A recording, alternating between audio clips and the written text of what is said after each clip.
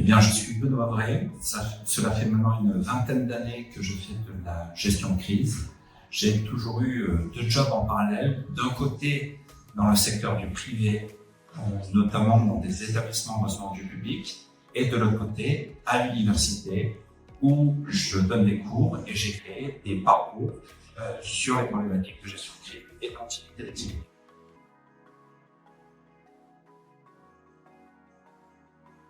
Aujourd'hui, il est essentiel de se former à la gestion de crise et au PCA pour différentes raisons. Ce peut être une raison réglementaire, puisque l'on assiste aujourd'hui à une démultiplication des textes en vigueur, que ce soit des normes, des réglementations, dans différents domaines de la continuité d'activité métier ou informatique.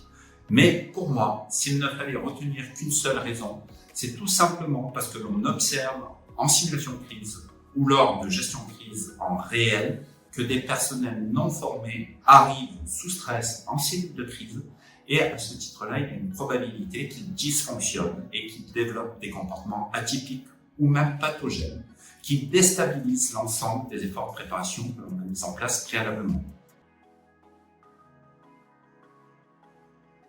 Alors, pendant la formation, il y a à la fois des apports théoriques et des exercices de mise en situation, ce qui veut dire que à l'issue de la formation, le stagiaire, c'est à la fois, si j'ose dire, mettre en place des outils et des méthodes très opérationnelles de gestion de crise avec des fiches actions réflexes qui sont pré-remplies, des annuaires, des canevas également de pocket memo et autres documents types.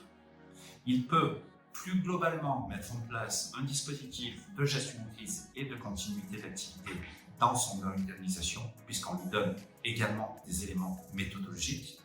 Et enfin, il pourra, s'il le souhaite, identifier les effets indésirables du stress chez lui et chez autrui et mettre en place des stratégies en vue d'amoindrir ces impacts négatifs.